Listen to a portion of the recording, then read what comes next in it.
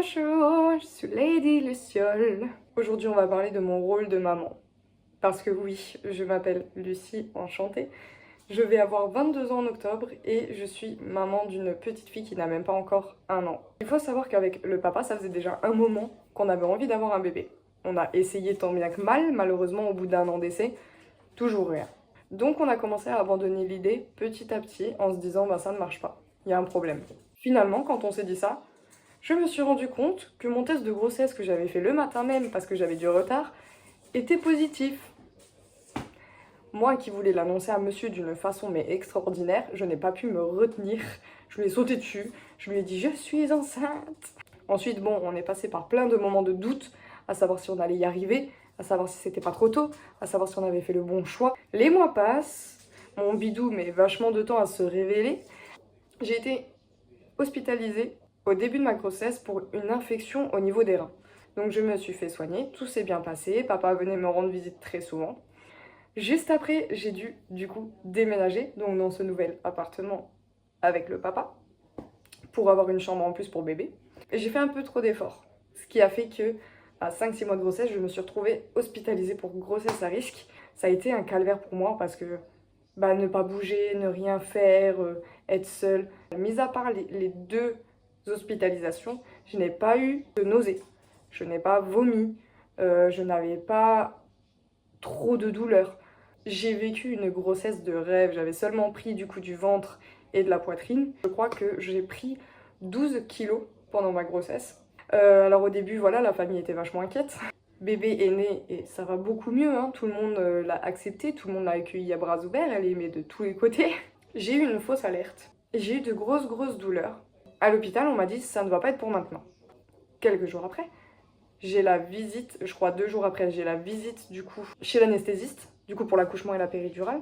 2 jours après, à 6 h du matin, je me réveille à cause de très grosses contractions que je n'arrive pas à calmer. Même en prenant une douche ou quoi au caisse, je n'arrivais pas à les calmer, j'avais très mal. Je n'ai pas perdu les os. Et quand je suis allée aux toilettes, j'ai perdu le bouchon muqueux. C'est là que je me suis dit « Ah !» J'ai été réveiller le papa qui était malade comme un chien, qui avait passé une nuit de merde. Et je lui dis « Bon, bah tu te réveilles, on se prépare, puis on part à l'hôpital. » Je suis arrivée à l'hôpital à 9 h. Je pars à l'hôpital avec monsieur et on me dit effectivement on va vous garder. Pour l'instant les contractions étaient on va dire gérables. Et là, une douleur, mais une douleur. Papa appelle l'infirmière et lui dit est-ce que ce serait possible de poser la péridurale? Parce que vous voyez bien qu'elle souffre la mort. La sage-femme nous a dit que il faudrait accélérer le travail, il faut attendre en fait, il faut attendre que ça arrive. Je me suis levée et j'ai fait le tour de l'hôpital avec monsieur. On est rentré dans la chambre. Et vers 18 h, ils m'ont posé la péridurale. Comment vous sentez-vous après cette péridurale? Mes doigts de pied. Je les sens encore les contractions. Ouais, tu commences à dormir. Donc ensuite, je l'avoue, la péridurale m'a fait du bien. Bah si, quand même, ça diminue la douleur, mais j'ai mal quand même. J'ai envie de frites. Et finalement, à minuit 30, on me dit, madame, on va commencer à pousser. J'ai poussé bien pendant 1 heure au moins.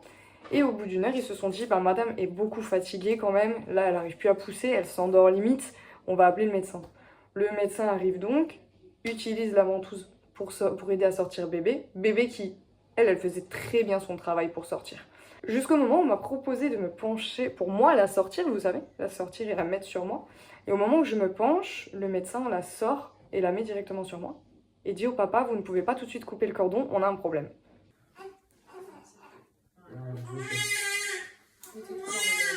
Donc pendant qu'elle était sur moi, monsieur était très gaga, très je suis fin heureux qui est ma fille. Quant à moi, je suis désolée, mais je n'ai pas tout de suite capté la chose. J'étais en train de plus de regarder ce que eux faisaient en bas.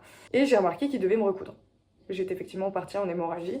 En fait, j'ai eu une épisiotomie et des déchirures. Mais sincèrement, quand j'ai vu ma sage-femme juste après, parce qu'en plus de ça, on ne m'avait pas expliqué à ce moment-là, on ne m'avait pas dit qu'on m'avait fait une épisio, que j'avais une déchirure, j'étais au courant de rien en fait. C'est juste la douleur qui m'a fait comprendre. Et en fait, j'ai demandé à ma sage-femme à domicile, quand je suis rentrée, de regarder si tout allait bien, les fils, s'il n'y avait pas d'infection.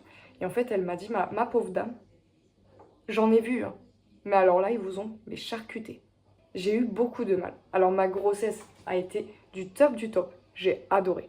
L'accouchement, je n'ai rien senti de A à Z.